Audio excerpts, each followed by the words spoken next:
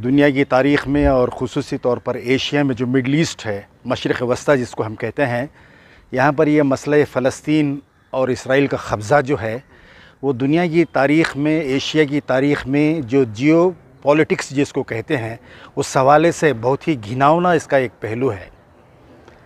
तकरीबन 75-76 साल से इसराइल का जो गैर क़ानूनी कब्ज़ा फ़लस्तीन पर रहा है, ये सारी दुनिया जानती है। अब जो ये जंग छिड़ी है, मुझे साहिर का वो शेर याद आ रहा है कि जंग खुद ही एक मसला है, वो मसले का हल क्या देगी।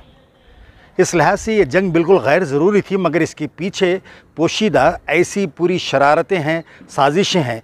दुनिया को जो नज़र आ रहा है उसके अंदर पोशीदा बहुत सा अलग मामला है।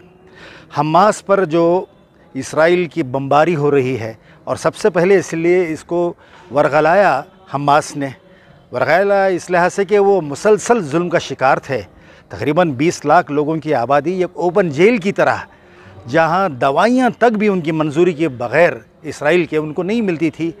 अब ऐसी सूरत हाल पैदा हो गई है कि सारी दुनिया में अमन पसंद लोग जहाँ भी हैं, जहाँ भी बस रहे हैं, सब मजम्मत कर रहे हैं इस लिहाज से कि आज फ़लस्तीन और इसराइल को लगे हुए जितने भी ममालिक हैं, बिलखुसूस इस्लामी ममालिक हैं, सबको अपने सिफारती ताल्लुक़ात, डिप्लोमेसी और वो जो ताल्लुक़ात हैं, जो इकनॉमिक टाइस हैं, बिज़नेस के टाइस हैं, पॉलिटिकल टाइस हैं, मिलिट्री टाइस हैं, वो इम्पॉर्टेंट है।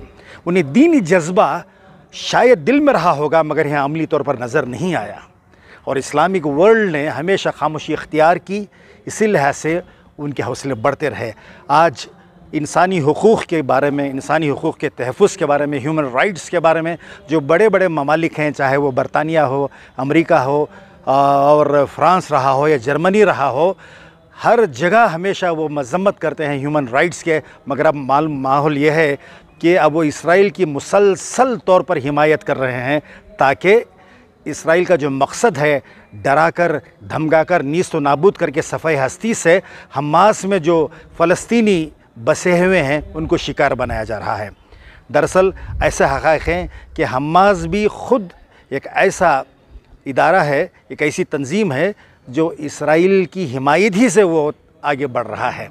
और जो कुछ अब ये हो रहा है, ये सिर्फ़ एक ऐसा दिखावा है जिसमें दुख इस बात का है, मलाल इस बात का है कि सारे अमन पसंद लोगों के दिल मग़मूम इस हवाले से भी हैं कि यहाँ पर इंसानियत पीछे चली गई है, सिफारतकारी सामने आ गई है, और हमास के लोगों पर जो जुल्म हो रहा है उसके लिए हमास ख़ुद ही ज़िम्मेदार बताया जा रहा है। ये आज का ये मसला नहीं है, बल्कि तकरीबन 75 साल से फ़लस्तीनियों को 2 हिस्सों में बांट दिया गया है। एक वेस्ट बैंक का इलाक़ा है और दूसरा ये गाज़ा पे जो हो रहे जुल्म हैं।